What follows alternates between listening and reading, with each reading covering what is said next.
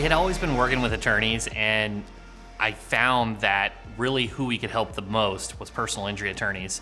I was drawn to personal injury attorneys because there's more competition, it's more saturated, and I kind of got this feeling of benefit and value when they generated results and they ranked in the search engines. So we went all in on personal injury attorneys.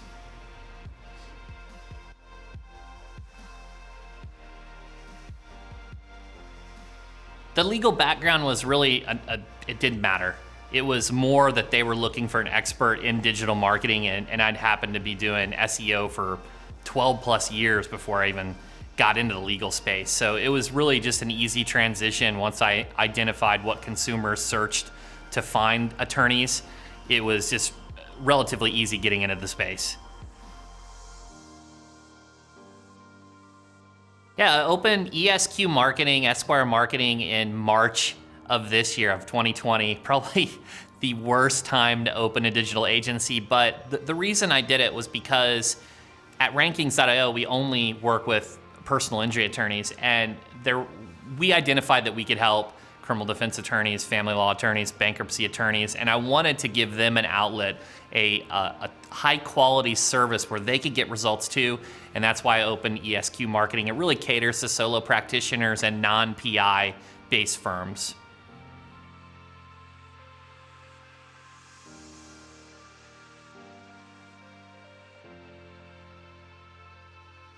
At the very beginning, I was just hustling, trying to get my name out there. I was taking any work that came in the door because I had to generate revenue. I was working for someone else, I had a steady paycheck. So once I went out on my own, I had to generate revenue. So maybe there were some clients that I worked with or took some jobs that I wouldn't have taken today, but it got me to where I am today. Those cases in the beginning turned into referrals, it turned into word of mouth, and it helped me build and develop as an individual too, and learn the nuances of being a business owner. You know, I went to business incubators, I read a lot of the business books, but really until you experience the situations yourself, you don't really grasp the full meaning behind what you read. And there was a big transition for me where I joined Vistage. It was basically a CEO membership. It was like a peer group, and I got to experience and learn from other individuals' issues, and they could guide me in my challenges. So that was really beneficial, and now I'm in some digital agency masterminds. I have an executive coach. All of my executive team all has coaches, and it's just one of those things where you've got to do it at the beginning and then just learn from your mistakes and continue to grow, just like any endeavor.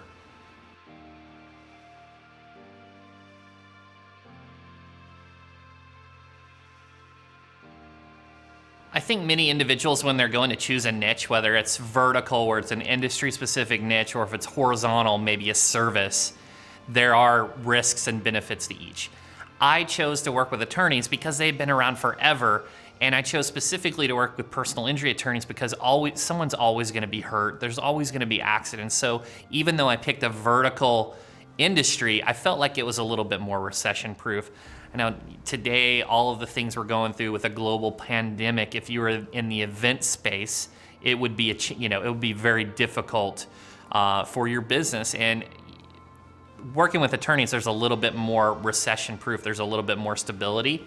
And then SEO. So the reason we chose not only a vertical industry but also a horizontal is because everyone has their mobile device. It's near their hand. It's within a foot of any individual at all times. And we knew that there was going to be great opportunity for those individuals to show up on the web. And we just felt that that was a space that had a lot of saturation, a lot of competition. So it demands expertise, and that's why we went into that area.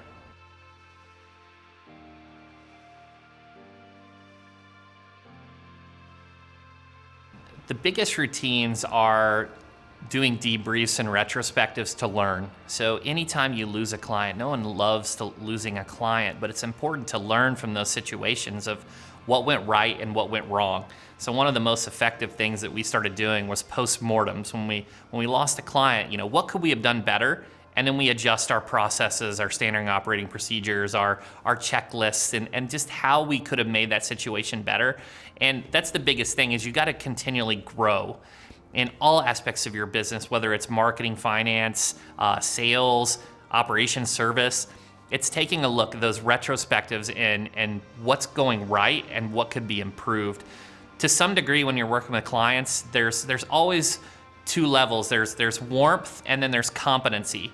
If you have the warmth, which means that your clients like working with you, even though if you're struggling with results, you can still maintain retention. On the flip side, if you just have competency and not the warmth, then someone may not want to work with you just because they don't like you. But if you have both warmth and competency, it's the recipe for retention. And that's what it's all about in growing a company, is providing value for your customers and results.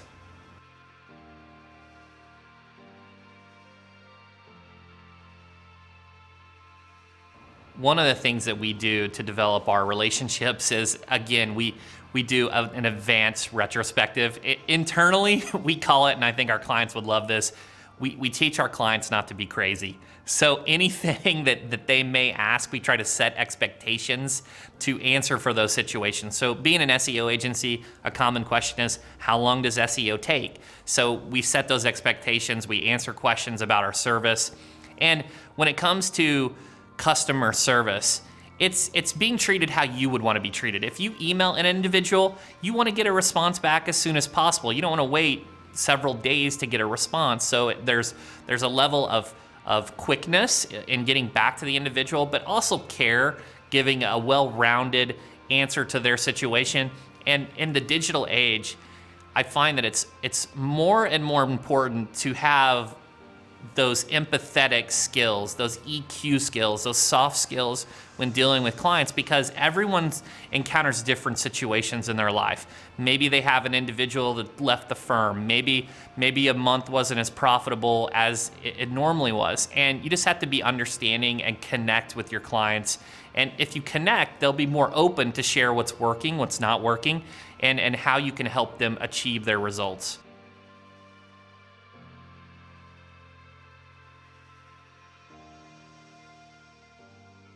When it comes to business, it's really, a lot of times people complicate it too much. And they'll start talking about taxes or business frameworks or offices or LLCs or all these little things. But really what it comes down to is providing a service or creating a product that helps the consumer, and then selling as many of those as possible.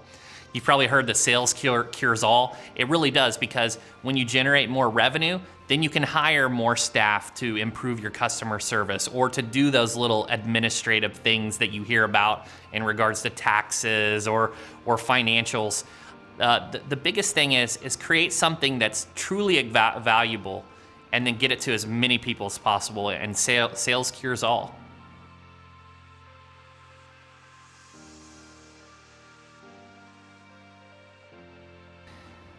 To some degree, cookie cutter is a word that gets thrown around in a negative fashion. But I would argue in some fashion that cookie cutter and having the knowledge of an industry is a tremendous advantage. And let me kind of expand there. So if we were working with multiple businesses, not only legal, if we were working in home services or other areas, any individual that came to us, we would have to create an editorial calendar and do keyword research to try to identify what consumers search for that business. But because we work in personal injury, we know exactly the words and phrases that are typed in by consumers. And the benefit is, most personal injury firms don't compete on a state geographic level. Like, there are some firms that are large, that have cities in multiple states, but in general, you're really competing in a smaller local market, or even a big metro like Philadelphia. You're typically not going to be working with a Philadelphia client and also that individual owns an office in Atlanta. There are some cases where that's not the truth, but how you make it different is you have to evaluate the unique advantages and characteristics of a firm, whether it's a tagline, a unique selling proposition, a experience. Maybe there's certain attorneys or awards that they've won, and those types of things can make the campaign a bit different. And at the end of the day, those differences are what make you stand out. It's what helps the content rank in the search engines, because at the end of the day, it's Google's job to filter out duplicate content. They get millions of pages out of the web every day, and you have to do something different, and by the nature of being different, you automatically stand out against everyone else.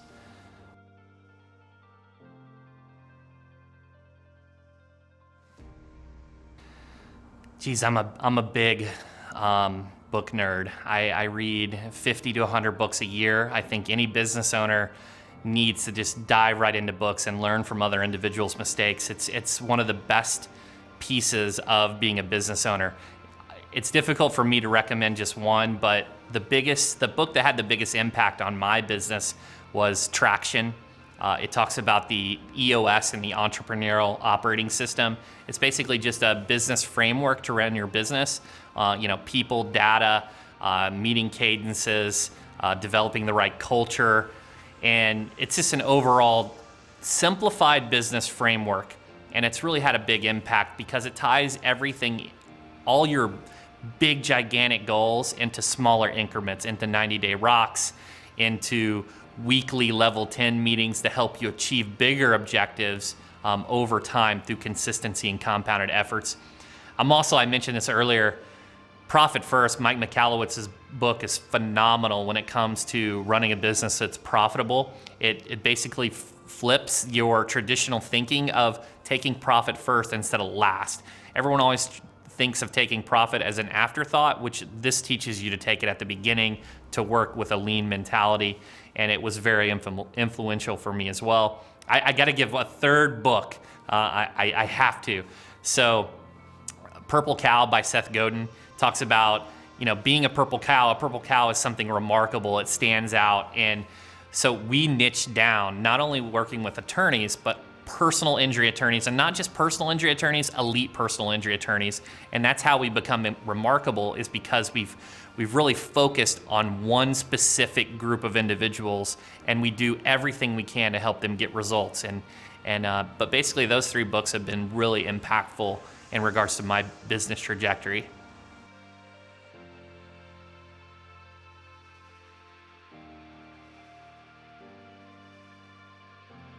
My story of how I got started is pretty strange, honestly. So I got my history education degree, and then I got a job working in a small high school as the detention room supervisor. So the alternative classroom, where I had kids stay after school that got in trouble or they were tardy for a variety of reasons.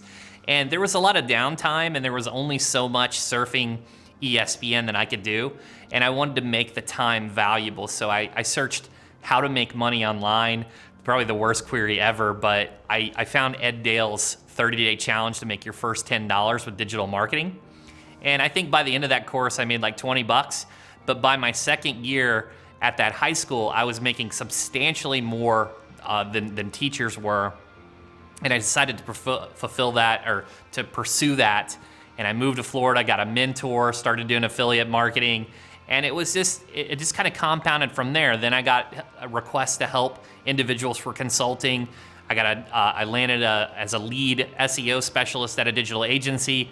And then through all of those experiences, I felt confident that I could start my own agency. And that's kind of how the trajectory started, was one simple query: how to make money online.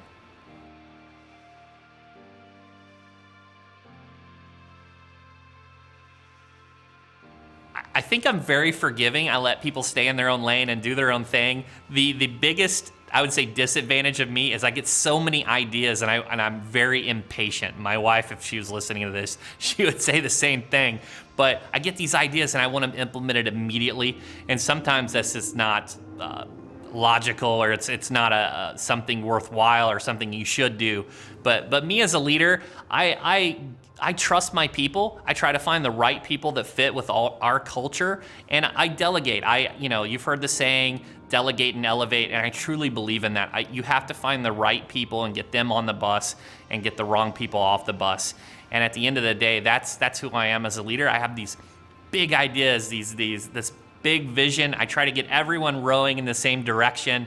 We've got a really good culture and a really good team that is helping us achieve these results.